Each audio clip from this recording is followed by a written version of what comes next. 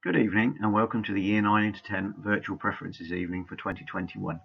My name is Matthew Hurren and I will guide you through the preferences process, raising some things to consider when you're making your choices and explain how to express your preferences and what will then happen afterwards.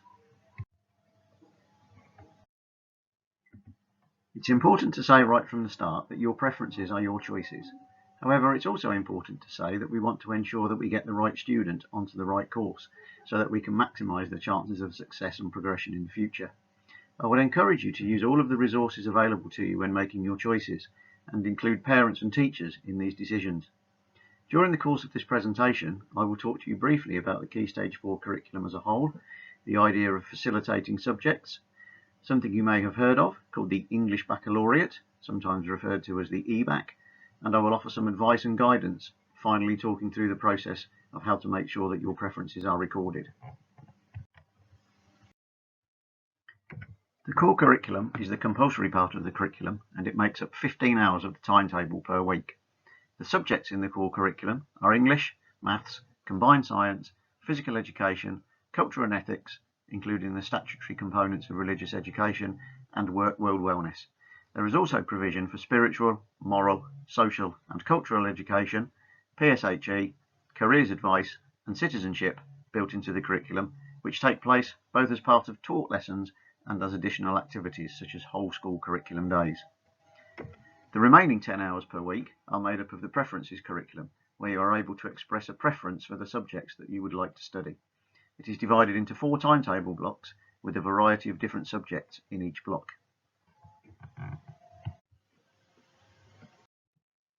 Before we talk about the preferences curriculum, I would like to mention science. It is a statutory requirement that all students include biology, chemistry and physics in their Key Stage 4 programme of study. This means that all students have to study combined science, which includes elements of all 3 subjects, or they can choose to study triple science. Students studying combined science work towards a double award with 2 GCSE grades. The subject is taught in biology, chemistry and physics topics, and the examinations at the end are also separate, but the 2 grades that students attain are a combination of all 3 subjects. Students who choose triple science study the 3 subjects separately, and so will end up with 3 separate science grades, 1 in biology, 1 in chemistry and 1 in physics.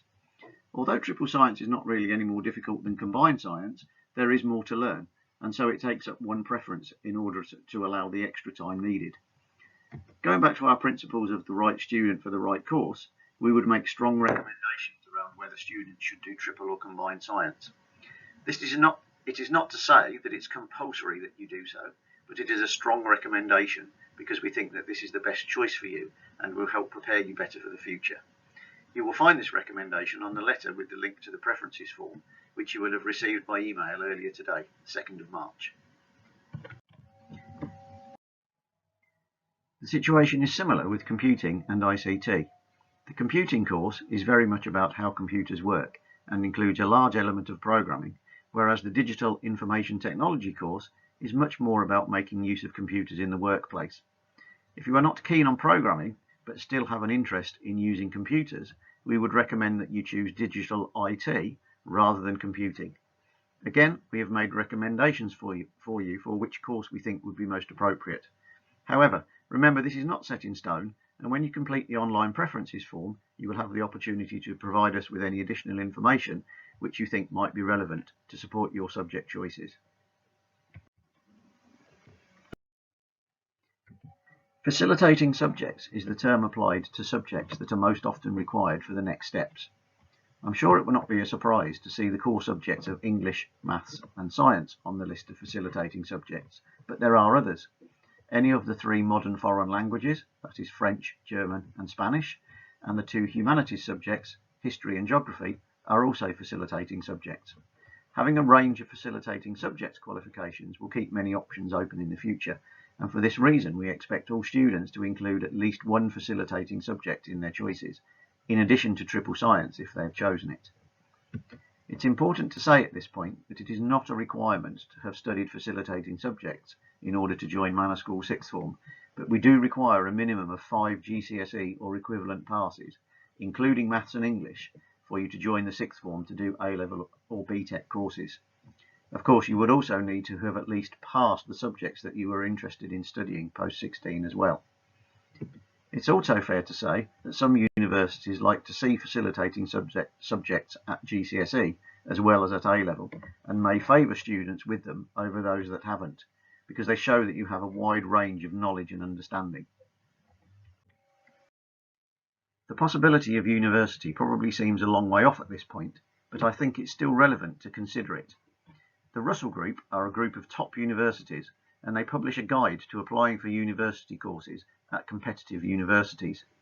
As well as talking about the importance of choosing the right A-levels, it also includes some advice on selecting courses for Key Stage 4. So if your future pathway may include a university application, it is probably worth considering what they have to say. Here are a few quotes from the guide. They stress the importance of your GCSE choices if you are applying for a competitive course at a competitive university, which lots of people apply for. Some universities may require you to have a GCSE in a modern foreign language because it shows you have the ability to learn and use a range of vocabulary, and so if you have a specific university or course in mind, it's worth checking it out even at this early stage. Some universities will also expect you to have got all of your grades the first time round and do not accept resits. The website that you can see on the screen will take you to the current electronic version of this guide.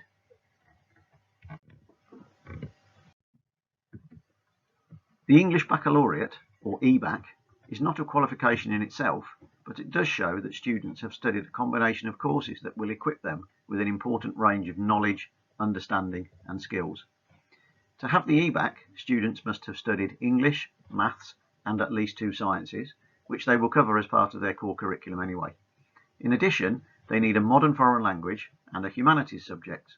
This means that they will need to select at least one of French, German or Spanish, and either history or geography, or both, in order to get the EBAC. Again, this is really important if students are considering a future pathway that potentially includes study in the 6th form and university, and we have made strong recommendations where we feel it is in your best interests to do so. We will, however, expect all students to select at least one facilitating subject. The Department for Education have published this useful information leaflet about the EBAC to help students and their parents and carers make informed choices about their subjects. You will have a copy of this leaflet attached to the email you received on Thursday the 25th of February, and it is also attached to the email you received earlier today, the 2nd of March. We would ask that you consider it carefully before making your choices.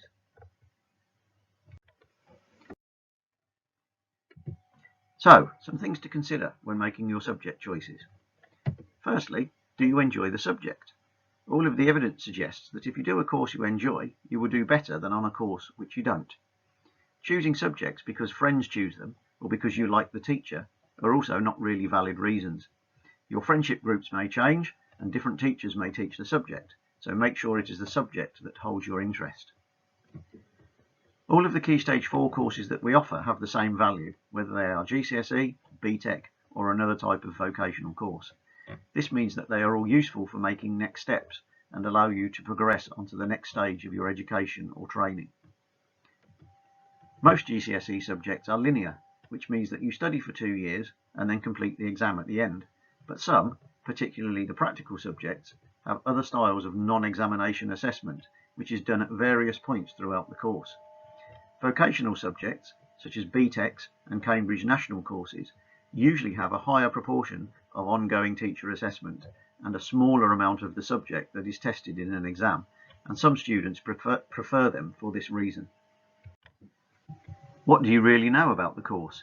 Some of these subjects will be new, and you will not have done them at Key Stage 3, so it is really important that you ask your teachers about what they're like. This could be done via email, or posting a question in the chat when you're in a lesson. If the teacher cannot respond immediately, they will be able to get back to you. Also, you have access to the subject videos on the website and the opportunity this evening to chat virtually with teachers of the subjects to ask any questions which you may have. You should also consider what we said about having a range of subjects and making sure that you keep opportunities for the future open.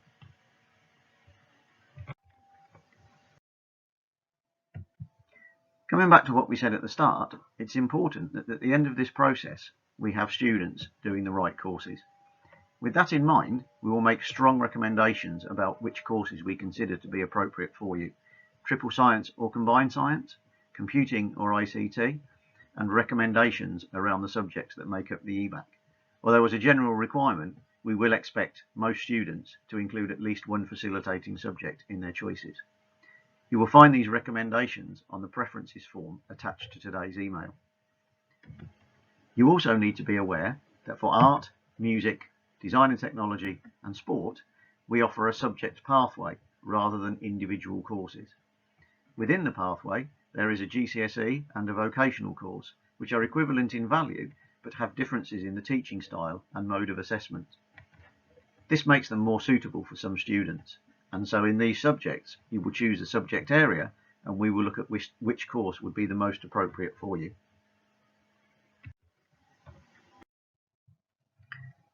So, what happens next? Students have seen information from the different subject areas about the courses and have been asked to consider their future pathways. Tonight is the virtual curriculum evening where you can view the subject videos and ask any questions you may have of the subject leaders. The next step is to let us know your preferences using the online form, the link to which is on the preferences form that you have received by email. Choose one subject from each timetable block, the deadline for which is 11 p.m. on Wednesday, March the 10th. You will also be asked to make a reserved choice. Make sure that it is a subject that you would not mind doing if you needed to, because in some cases it may not be possible to allocate all students to their first choice. Remember that you are expressing a preference for what you would like to study. We cannot offer any guarantees that we will be able to run all of the courses that we plan, or that we will be able to allocate you to all of the courses that you would like. Finally, you will have the opportunity to add any additional information, such as about your interests and future plans, that may support your choices when you make them. Please make use of the subject videos and virtual chat this evening. The videos will remain live on the website until the entry deadline, and the virtual chat is available until 8 p.m.